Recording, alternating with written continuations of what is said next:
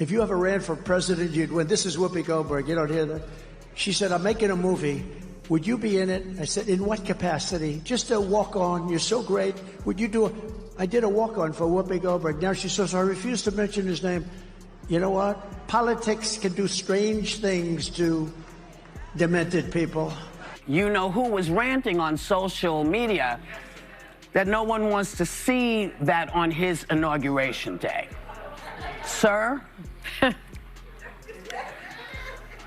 this was one of our presidents. The feud between Whoopi Goldberg and Karoline Leavitt is heating up into a full-scale media war, and Whoopi just poured gasoline on the fire with a move that triggered a complete meltdown from the White House press secretary. If you know Karoline Leavitt, you know she doesn't pull punches.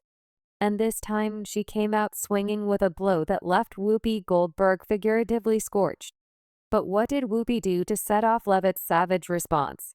And how brutal was the press secretary's counterattack? Brace yourself, because this showdown is packed with drama, controversy, and reactions from major names like Bill Maher, Joe Rogan, and Megyn Kelly, and believe me, you won't want to miss a single moment. And take him seriously and take him literally. I don't think that we have to. I think it would be remiss of us to not say Joe Biden knows how to do this. Yes, he knows how to do this. He's quite good at this, and you know you can't refute anything with him because he just. When I say him, I mean he rambles. Trump. Yeah. He tends to just. But can I mention one thing? Before we dive into the madness, hit that subscribe button. If you haven't already, trust me, this story is only going to get crazier. Now, let's get straight to it. No fluff, no filler, just the raw and filtered truth. For years, Whoopi Goldberg has treated Donald Trump's name like it's a cursed phrase, avoiding any direct mention of the former president on The View, as if speaking it could trigger total chaos. No matter how intense the debates became, she masterfully sidestepped, deflected, and danced around Trump's name, as though saying it aloud would somehow turn her to stone. But then the slip heard round the internet happened in a moment so perfectly. Ironic, perhaps out of pure muscle memory, or a rare lapse in composure, Whoopi accidentally let Trump's name slip during a live broadcast. The second the words escaped her lips, her face twisted in sheer horror, as if she'd just released a political demon. And then in a move so classic Whoopi, it almost felt scripted, she spat on the floor right there on air, as if trying to physically rid herself of the sheer shock of acknowledging the sitting president of the United States. It wasn't just a reaction, it was an all-out meltdown for the ages and trust me. You've got to see it to believe it. Unequivocally clear about that. And watching this clip, I couldn't help but think how ironic that Whoopi Goldberg and Joy Behar and the rest of the ladies on The View spend their time calling Republicans the conspiracy theorists. But they have been wrong about everything they have said over the last couple of years. They likened President Trump to Hitler. They have mocked him. They have shamed him. They have lied about him consistently on their show. And it was a joy to watch them on November the 6th when they realized that tens of millions of Americans do not listen to the lies that they have spewed. These women are completely out of touch with reality. The second that glob of spit hit the floor, the outrage came flooding in from every angle. Viewers were furious with backlash pouring in like a dam bursting open. Social media erupted as people lined up to call out Whoopi for what many considered one of the most disrespectful moments ever witnessed on live TV. Some went as far as calling it a new low, blasting her not only for disrespecting Trump, but for spitting on the very dignity of the presidency itself. One enraged viewer didn't hold back, posting, "Whoopi spitting is disgraceful, and so is the gang that laughs about it. Cancel this leftist propaganda show now." Another fired back with, "I do the same thing when I see her pop up on my newsfeed." But perhaps the most brutal response came from those who saw Whoopi stunned as a direct slap in the face to millions of Americans, with one commenter writing, "She didn't just spit on Trump, she spat on the faces of half the country that supports him." And if you thought the White House was just going to let this slide, think again. Karoline Leavitt was absolutely livid over Whoopi's public display of disgust when it was her turn to respond. I've got to give credit where it's due. Karoline knows how to throw a punch. And this time, she didn't just toss a casual jab at Whoopi. She absolutely obliterated her. This wasn't some weak dig or a throwaway remark. No, it was a precision strike aimed straight at the biggest embarrassment of Whoopi's career. Every word was calculated, each insult delivered with razor-sharp accuracy, and Whoopi had nowhere to hide. Leavitt made it clear that Whoopi's over-the-top antics were nothing but a distraction, completely irrelevant in the grand scheme of things. It's that stupid view where you have these really dumb people. You know, Whoopi Goldberg said, would you participate in a movie? She made some movie on basketball. This was before I ran for politics. She said, oh, you're so great. If you ever ran for president, you'd win. This is Whoopi Goldberg. You don't hear that? She said, I'm making a movie. Would you be in it? I said, in what capacity? Just a walk-on. You're so great. Would you do I did a walk-on for Whoopi Goldberg. Now she says, I refuse to mention his name. You know what? Politics can do strange things to demented people. At the end of the day, the American people have already made their decision, and they're standing with Trump. No amount of Hollywood theatrics or mainstream media spin is going to change that. The proof, the ballot box, despite years of relentless propaganda, despite the elites in their little echo chambers trying to silence any opposition, Trump's support only grew stronger. And just when it looked like Leavitt was finished, she dropped the final hammer. She turned her sights directly on The View, calling out the hosts for their delusions of influence. She didn't just poke fun at them, she wiped the floor with them. Leavitt made it clear they don't shape public opinion, they don't dictate elections, and most importantly, they're so disconnected from reality, they might as well be broadcasting from another planet. Leavitt didn't just expose their inflated egos, she completely dismantled them piece by piece, and naturally Trump couldn't resist chiming in, delivering what can only be described as a knockout blow. His response savage, unfiltered, and absolutely unapologetic. With just one line, he left Whoopi metaphorically sprawled on the floor. Ouch, that stings. But here's the real question, did Trump cross the line? Or was this exactly the reckoning Whoopi had coming all along? But here's the real question. Did Trump cross the line? Or was this exactly the reckoning Whoopi had coming all along? No, I've hired Whoopi to work for me as a comedian before this stuff, and a long time ago. And I went. And, you know, I'm not particularly shy about what I hear. Her mouth was so foul. Every word out of her mouth was like the F word, this.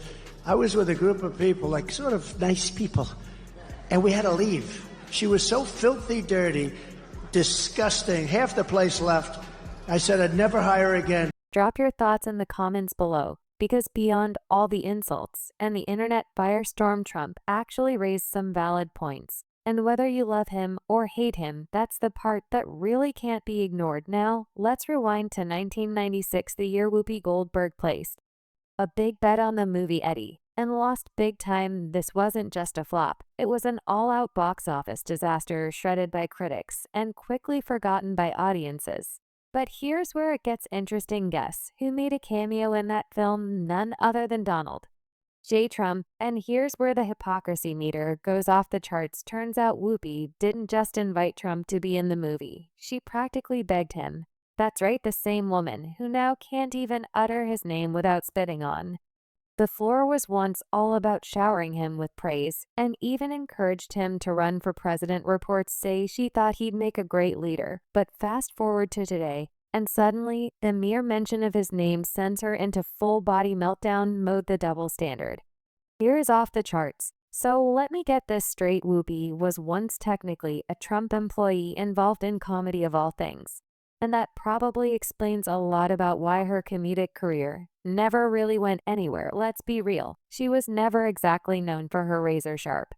That type of violent, enticing rhetoric from our side of the aisle, from Republican leaders on Capitol Hill, I think there would be a lot more outrage in this room today. It's unacceptable, the comments that have been made by these Democrat leaders, and frankly, they don't even know what they're talking about. Because President Trump was elected with a mandate from the American people to make this government more efficient. He campaigned across this country with Elon Musk, vowing that Elon was going to head up the Department of Government Efficiency, and the two of them with a great team around them, were going to look at the receipts of this federal government and ensure it's accountable to American taxpayers. Instead, Whoopi made her name on shock value, the type of humor that thrives on controversy rather than cleverness. If you've ever watched any of her old material, you know exactly what I mean. Honestly, it's no surprise she'd pull something as disgusting as spitting on live TV. That's just Whoopi being Whoopi, doing whatever it takes to stay in the spotlight. No matter how ridiculous it looks, she's got a long track record of stirring up drama and wallowing in controversy like it's her art form. And let's be real, this isn't about making a statement or standing up for anything. It's all about performative outrage, plain and simple. If there's one thing that defines the woke mob, it's this: they don't debate. They don't argue with facts. They throw tantrums. Think about it. Whoopi once praised Trump. She didn't just invite him to be in her movie. She practically begged him. She even said he'd make a great president. But now she acts like saying his name is beneath her, like he's some untouchable disgrace. The hypocrisy is so thick you could cut it with a knife. And this is exactly why people are fed up with the Hollywood elite. They flip-flop on their beliefs based on what's trending in their little echo chamber one day. They're your best friend the next. They're acting like they've never met you. They claim to be for the people, but in reality, they're just performing for their own crowd.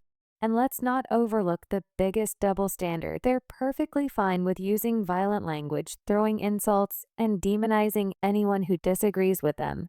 But the second someone fires back, suddenly, it's, oh no, we're under attack.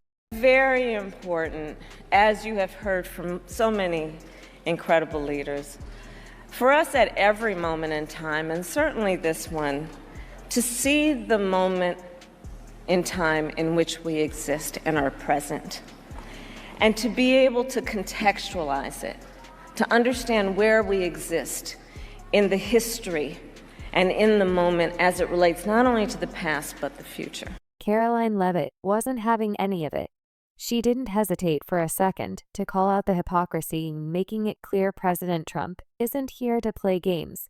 And he's not about to let his opponents derail him. He has a clear mandate from the American people, while Hollywood elites, like Whoopi, are busy pandering to the woke crowd. Trump is focused on real issues. One of his first moves, restoring common sense by banning biological men from competing in women's sports and using women's locker rooms. Let's face it, that should have never been up for debate in the first place. But that's just the beginning. Trump is chopping away at wasteful government spending, cutting out useless programs that drain taxpayers' wallets. He understands that if America wants to stay strong, it can't afford to fall apart from within. The bigger picture here is simple: a strong nation isn't just about military might, it's about a stable economy, solid moral values, and fiscal responsibility. While the media is obsessed with Whoopi's latest tantrum, Trump is already putting plans into motion to get America back on track. That means putting Americans first, securing the border, revitalizing the job market, and ensuring the country remains a beacon of strength, not a globalist laughingstock for the elites to mock. And that's exactly why his opponents are freaking out, because when Trump is focused, he gets results. But let's pause for a second and talk about Whoopi's political judgment. But it seems that Prime Minister Netanyahu is not listening. Well, Bill, the work that we have done has resulted in a number of movements in that region by Israel that were very much prompted by or a result of many things, including our advocacy for what needs to happen in the region. But it seems that Prime Minister Netanyahu is not listening. We are not going to stop pursuing what is necessary for the United States to be clear about where we stand on the need for this war. Was Whoopi really pushing Americans to vote for someone who can barely put a coherent sentence together? A former federal prosecutor who sounds like a walking, talking word salad. You remember this moment, right? Let's be honest, Kamala Harris can talk for hours and still say absolutely nothing. It's like watching a wind-up doll stuck on repeat. Every sentence is a chaotic mess, circular reasoning, awkward pauses, and of course that signature cackle that tries to distract from the fact that she has no clue what she's talking about. Even when she manages to spit out something vaguely coherent, it's just the same recycled talking points. We've all heard 1,000 times it's hollow scripted and designed to sound profound while accomplishing nothing basically. It's the political equivalent of elevator music, just droning on in the background filling time, but leaving no lasting impression. On the other hand, when Trump or Karoline Leavitt speak, there's no fluff, no filler, just straight up action. Whether you agree with them or not, you know exactly where they stand, and that's why people respect them at the end of the day. They're clear, decisive, and unapologetic Kamala. She just stands for whatever sounds good in the moment. And that's exactly why nobody takes her seriously. But here's the real kicker. The mainstream media is fully complicit in the Kamala Harris act. They know she has nothing of substance to say, so they cut at it and polish her speeches just to make her sound like she's remotely coherent. They go out of their way to prop her up, desperately trying to convince Americans that she's competent, relatable, and presidential material. But the truth, it's all smoke and mirrors. Just a few days ago, the FCC had to force CBS to release the full unedited interview Kamala gave on 60 Minutes. And let me tell you, it was a disaster. Go ahead and watch it for yourself. No amount of media spin could save her. Karoline Leavitt is the press secretary at the White House, doing a great job. Such a great job that the ladies of The View feel the green monster coming upon them. They really don't like this woman. She's a good communicator. And so Joy Behar just offered her analysis on why Leavitt was picked for the role. Despite the full backing of the mainstream press, Kamala Harris still couldn't seem to get her message across, no matter how many edits, glowing headlines, or softball interviews were handed to her on a silver platter. She failed to connect with the American people. Why? Because she came off as entirely fake. Every speech felt forced. Every statement sounded robotic and rehearsed. And when she veered off script, disaster. The awkward pauses, the strange phrasing, and the word salad left viewers more confused than before. It was downright painful to watch. And it wasn't just her clumsy delivery that turned voters off. It was her complete lack of conviction. She stood for nothing while pushing policies no one wanted. Her ideas didn't resonate because they weren't based in reality. Instead, they were empty slogans meant to please the coastal elite, while the rest of America just rolled their eyes. And this is the woman Whoopi Goldberg was championing for president. This is why she literally spits at the mere mention of Trump's name. No wonder Karoline Leavitt called her out for being so out of touch. At this point, Whoopi isn't just wrong. She's completely delusional. It's almost laughable how disconnected these Hollywood elites have become. They prop up failing politicians, push unpopular policies, and then act utterly shocked when the American people reject them. Maybe that's why they can't stand Trump, because no matter how much media spin they throw at him, he still connects with voters. And when they realized Trump was untouchable, they shifted their focus to the next target. His team. Enter Karoline Leavitt. Whoopi and The View have been relentless in their attacks on Leavitt, hoping to rattle her, discredit her, or force her to backpedal. But guess what? It's not working. Despite all their attempts to tear her down, Karoline Leavitt has remained completely unshaken. She's not backing down, not playing the victim, and certainly not letting Hollywood elites dictate how she does her job.